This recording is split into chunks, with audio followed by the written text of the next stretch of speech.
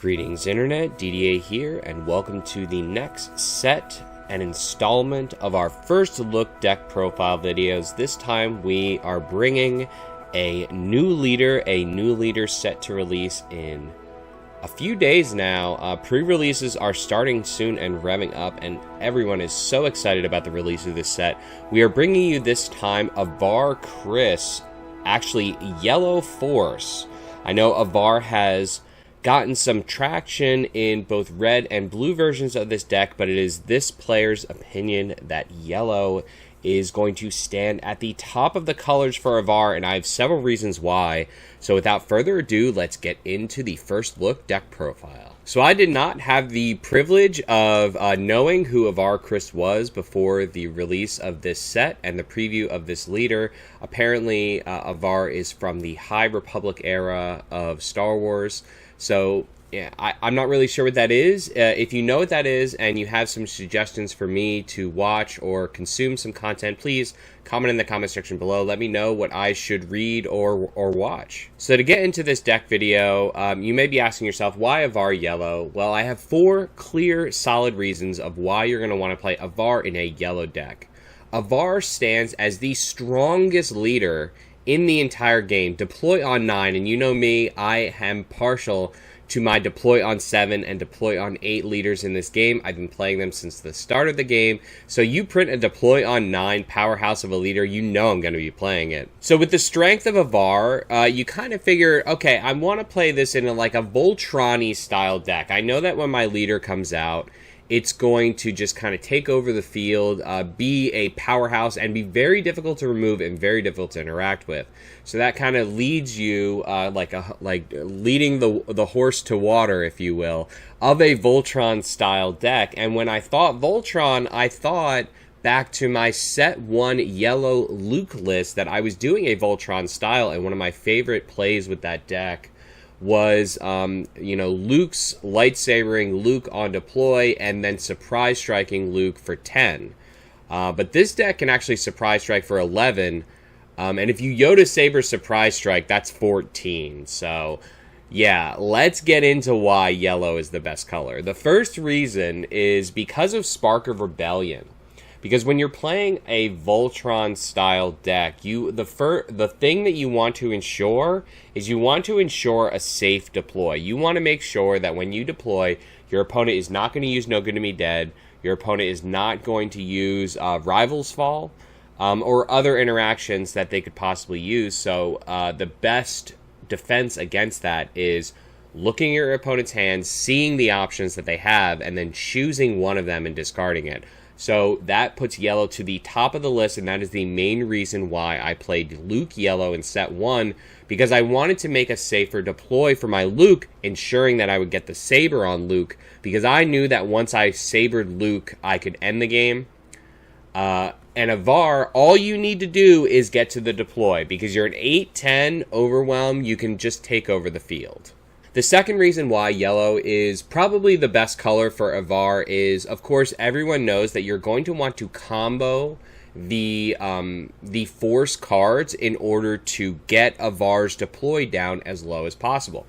People talked about you could potentially deploy Avar on 6 resource by using the force 3 times. It is definitely possible, and in my opinion, yellow is the deck that can do this because of several cards. There are actually 6 1-cost events in yellow that allow you to use the force. So we're only playing 3 of the 1-cost events. You could add in the, I can't remember what they're called, it's like a stay on target type card. It's when Luke's shooting the proton blaster, I think. But yeah, the 1-cost event that we do play in here to trigger the force is actually one of the most powerful ones to release. I think it's called Impossible Escape.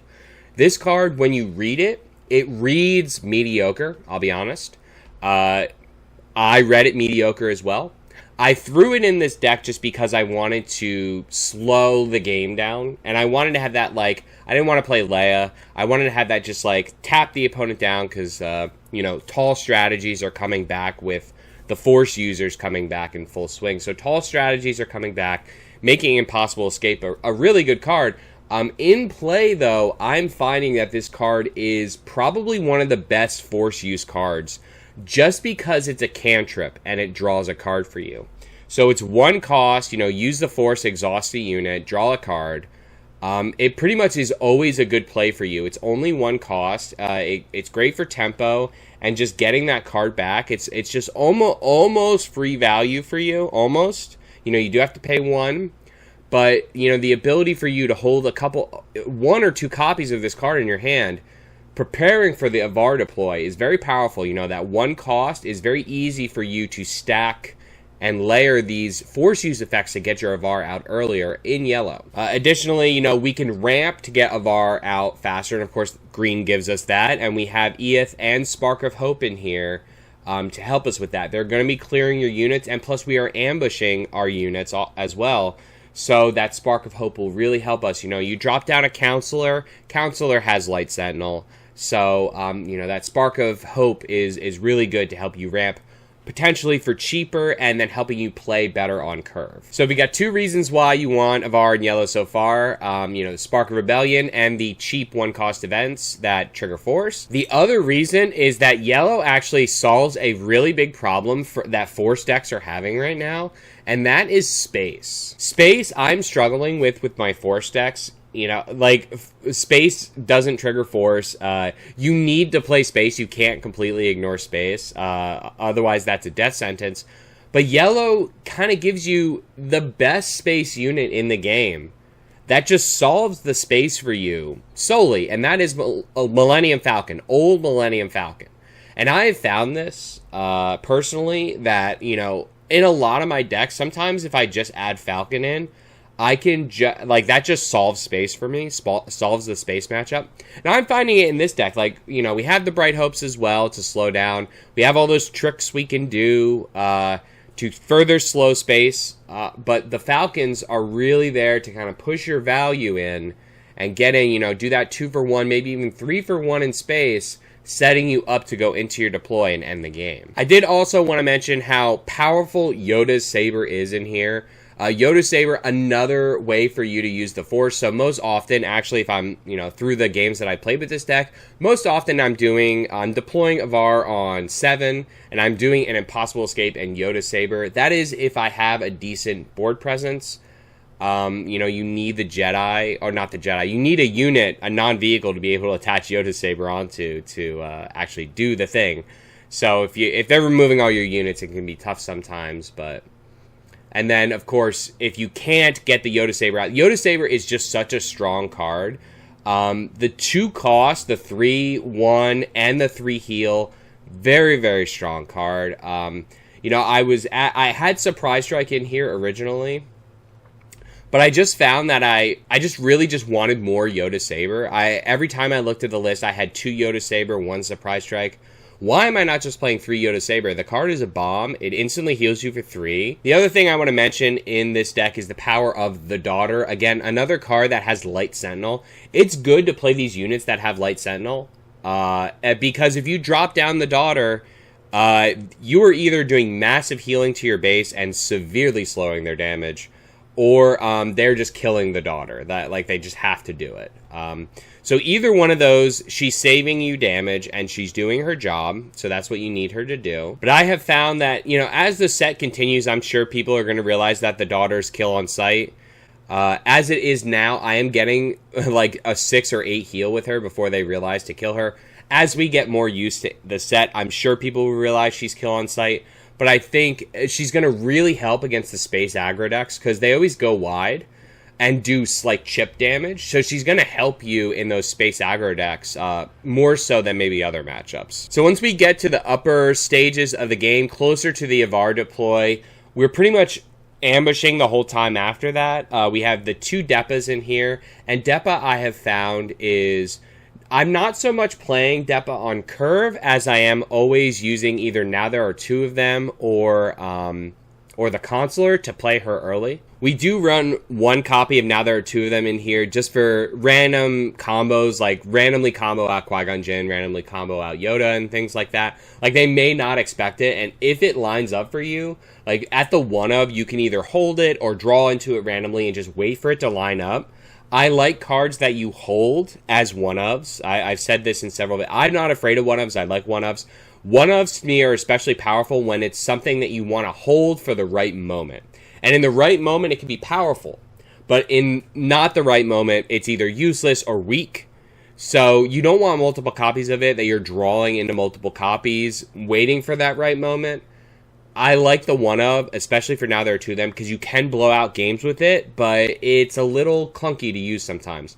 But I will note that, again, similar to my Luke Yellow in set 1, Millennium Falcon actually really helps you do that, because one of the plays that you can do is you could open a Jedi or Force user, whatever you open, turn 2 Millennium Falcon, then you could bounce Falcon to hand, turn 3, then you can, now there are 2 of them Depa. And I've done that several times. And it's really strong, getting that ambush to offset the fact that you bounce the Falcon, and then, you have this huge power on the board. Qui-Gon Jinn, the more I play with him, the more I think he's busted. You can pretty much be behind all game and just have Qui-Gon swing the game for you. I've done it many, many, many times. Kill the opposing leader and simultaneously bounce their best unit in play. And then you're setting up for the Yoda next turn. It's just crazy. He's crazy strong. Crazy. And then Yoda, of course, is busted. So the most often when I'm either deploying Avar on 7 by double using if I can stick a Consular or another unit to Yoda Saber. So I do Yoda Saber, Impossible Escape. Like Impossible Escape to slow, protect Avar, Yoda Saber to, trigger the second and then get her out. And then I'm either, sparking before I deploy her, or I'm doing a high-value unit play. That way I know that they're going to spend resource, that they're going to be forced to spend resource. That's how I handle that. But if I'm not doing the double play on 7, I'm doing Yoda on 8 and then deploying Avar. That's probably the most common, I would say, is Yoda on 8, deploy Avar. And when you do that, you usually win, like if you can line that up, especially if you're killing a unit with Yoda. And it's just honestly a really strong deck. Like I said, like Qui-Gon, I think goes really well with Avar because he swings the board for you, and he's a great catch-up card. And yeah, Falcon and Vernestra are there for you to kind of be your like chip closeout cards. Like after you've hit once or twice with Avar, you could just throw down Falcon and threaten lethal. It's just like the deck is humming right now, and this may be my Worlds deck if I'm being quite honest with you.